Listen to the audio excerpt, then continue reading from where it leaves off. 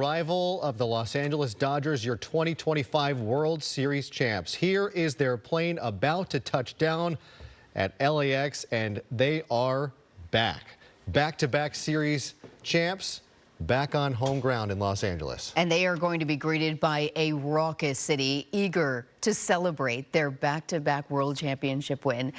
These are the players touching down from Toronto, a long night of celebrating in the locker room and whatever happened after that. And as the plane taxis to its gate, we are going to likely see another water cannon salute. It's just this scene played out similarly about 20 minutes, I'd say about 13 minutes ago, when the family and friends on plane number 1 touched down. They got that water salute, and we will see it play out again as the Dodgers team plane has now touched down at LAX, bringing with them the Commissioner's Trophy and a 9th franchise World Series title dating back to their days in Brooklyn. And here we go. Los Angeles Dodgers, let the party begin. It's going to be a big one, and we have all the details on that coming up. But we saw some images from inside that plane. Some of the players posted to their social media accounts hugging and coddling that trophy that they worked so hard for. So we're going to see them step out of the plane in just a moment. That water cannon salute should be going off any moment now. And we see the different trophies among different sports. The hockey has the most celebrated and historic trophy, the Stanley Cup. Baseball, I think, has the most fragile trophy. True. Each of those pennants on individual spires at any moment feel like they could snap off if handled just the slightest bit too rough. And surviving a flight back from Toronto from the East Coast is no small miracle in and of itself. Here we go, approaching the gate off the runway now at LAX, and we should see that double cannon salute top the plane, and they will drive through the mist and the water again as the conquering heroes returning with that trophy. And they're landing at dusk to daylight savings, a darker and earlier sunset here tonight. You have to imagine all the people at LAX about to board flights right now, or about to take off, or about to get a view that they might not have expected. Yeah, I would imagine a lot of phones are pressed to airplane windows. Maybe perhaps at the terminal, a lot of people gathered at windows to see this sight as the Dodgers make their way home.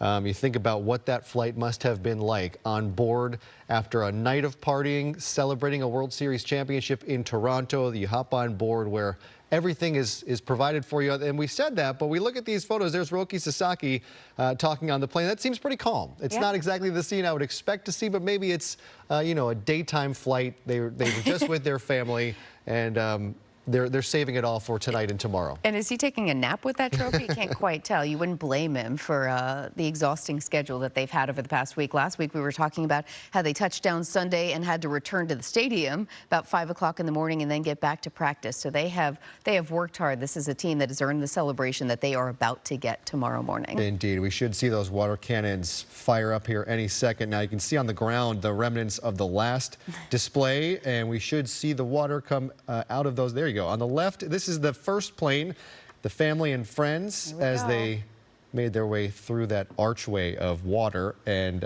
it's about to be repeated here on the right. You can see the emergency vehicles saluting the team as they approach the terminal here at LAX as you're looking live from Air 7 of the Dodgers team plane as it approaches the terminal here at LAX. This is a scene we saw play out last year. Again, it's been a long time since the Dodgers have clinched a World Series at Dodger Stadium.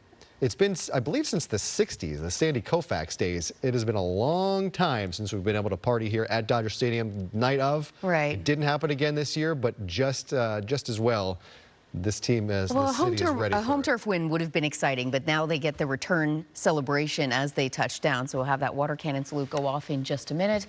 It'll be a short night for the Dodgers. They'll be back out there first thing tomorrow morning. Parade starts, what, 11 o'clock tomorrow morning, then big party at their home stadium, Dodger Stadium. And it takes a lot of organization. There we go. The cannon's firing up here. It takes a lot of time and organization to get everyone in place for a parade. So you're right. It's an 11 a.m. start, which doesn't sound too early, but getting all the team in place is going to take some time. Let's just sit back and watch this scene as this plane emerges from the cannons. Beautiful sight.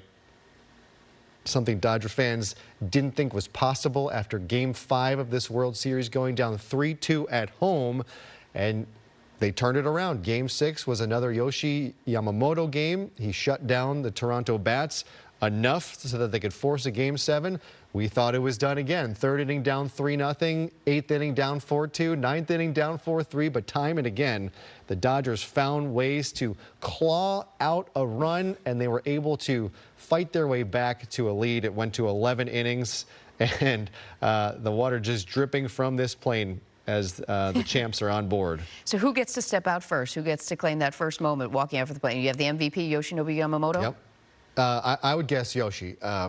But it could be Dave Roberts. It could be Clayton Kershaw, who is retiring. It could be Miguel Rojas, who is retiring. I would imagine they're going to push Clayton Kershaw out the door first with the trophy in tow. We will see. There are so many deserving players to do it. But my money's on Clayton Kershaw. This is a very emotional time for him. His career is now over, and he gets to go out a champ. It didn't seem like it was going to end that way, and he has struggled with injuries for years. He didn't pitch for much of this season, which has become a bit of the norm for him. He was able to get healthy enough. I believe he and Shohei might have led the team in wins. He was 10-2 this year, but we all know he was not the Clayton Kershaw of years past, and so he got that one batter in the World Series, got to say he participated in helping win this championship, and we'll see. It's a good question. Who's going to be the first to emerge? All right, we're going to keep eyes on this from Air 7 as your World Series champion Dodgers return home to Los Angeles to begin their celebrations here in the streets of Los Angeles tomorrow. But first, we're going to get over to our Niku Kazori, who has a look at what the weather is going to look like for those Dodgers and the big celebration tomorrow. Niku? Yeah, you know, the weather, Liz and Jory, it couldn't get any better tomorrow. So we are looking at these really nice temperatures, fall temperatures, and yeah, it's going to be excellent tomorrow for the Dodgers parade. Look at this beautiful shot coming to us from our LAX camera. I wish we could see the plane that was carrying the Dodgers, but instead we have this gorgeous sunset tonight. We have all of those pinks and oranges. It looks really pretty out there. 61 degrees under mostly clear skies, and Long Beach looking really pretty tonight as well. About 65 degrees in Long Beach, but all across Southern California, we're looking at these temperatures cooling down, and it feels great too. 67 in Los Angeles, looking at 74 right now in Riverside, 75 in Ontario, and really starting to cool down in places like San Clemente, about 59 degrees right now, 68 in Long Beach, Seal Beach 64, and same thing in Huntington Beach. We do have some changes on the way, so hopefully you all were enjoying these temperatures that we had this weekend. We were actually a little bit warmer than we should be, but as we head into this week, we're starting to see things cool down. So Futurecast is showing by Tuesday and Wednesday, we're actually going to be tracking this trough that's on its way from the Gulf of Alaska. So we're going to start really cooling down. By Wednesday, the high temps should be around 70 degrees, but then that's going to be pretty short-lived, and instead a ridge is going to build, and we're going to see those temperatures kind of jump right back up. And as we head into next weekend, some places could be seeing temperatures in the 80s again. So we are definitely seeing that roller coaster type pattern return to our forecast this week. Lows tonight will be in the low to mid 50s, some places in the mid to upper 50s. We're looking at 56 overnight in Pasadena, same thing in Covina, Anaheim, 58 in Huntington Beach, and 50 tonight in Temecula. Heading into tomorrow, just almost the copy and paste as today. 67 for the high in Dana Point, 73 in Mission Viejo, looking at a high of 84 in Lake Elsinore, 75 in Los Angeles. That's going to feel really nice. 77 in Pasadena, and 73 tomorrow for the high in Thousand Oaks. So here's a look at the 7-day forecast, how things are shaping up. You can see almost very little day-to-day change until that trough starts to move in Tuesday and Wednesday. But as we head into next weekend, like I mentioned, here's that warm-up. It's going to start on Friday, close to 80 for Los Angeles and Orange County.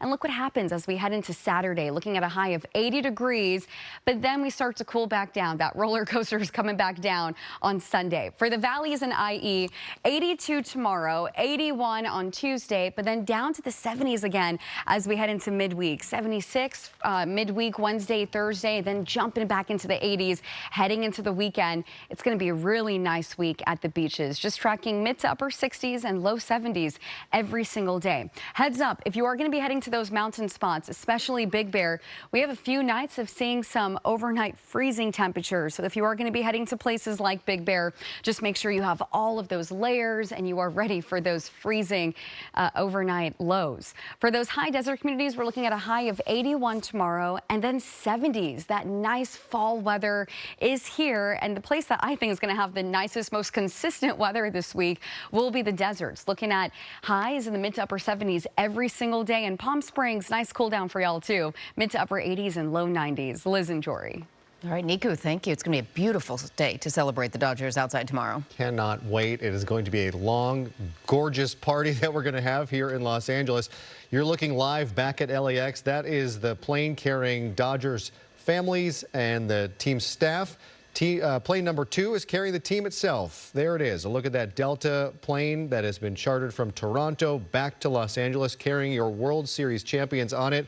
We just saw most of plane number 1 disembark and get off. We're hoping that they're able to move that plane, or if they're going to bring this plane to a different gate, we'll be able to do it during our broadcast. But we're going to continue to watch this as this plane makes its way to its final destination at the gate here, and we want to see who will be the first member of the Dodgers to emerge from that plane with the championship trophy in tow. Your money's on Clayton Kershaw.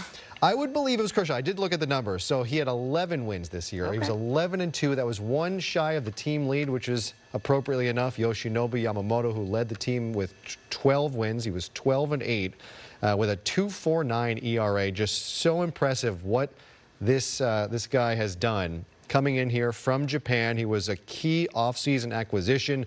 They made him the highest paid starting pitcher in Major League Baseball history.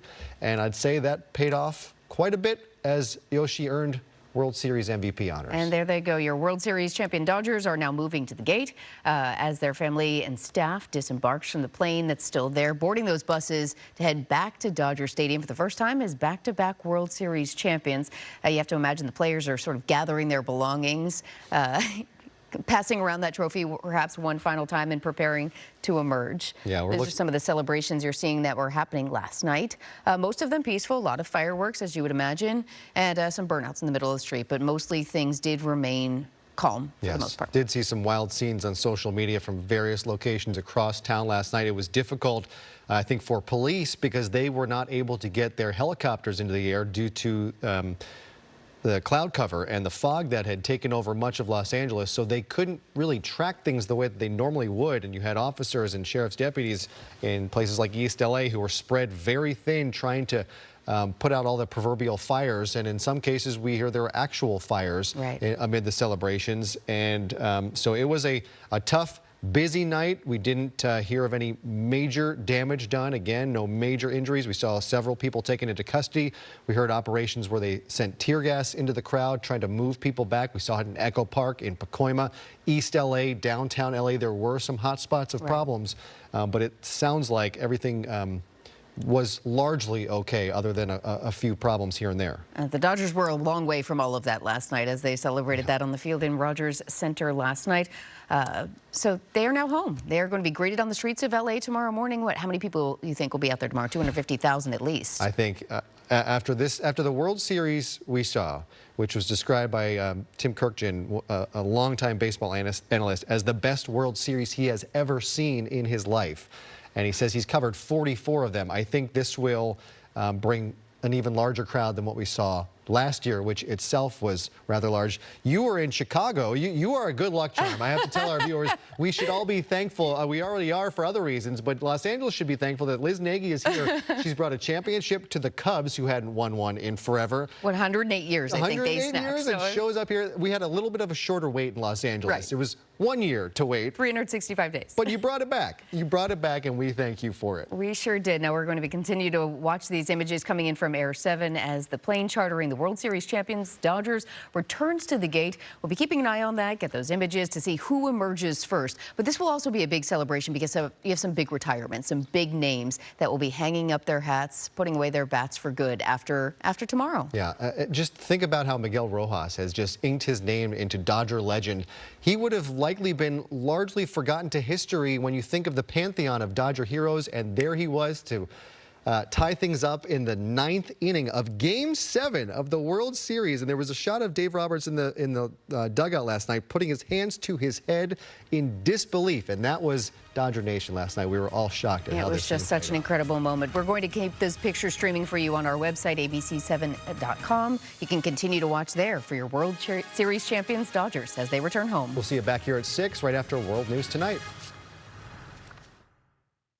Watch football everywhere you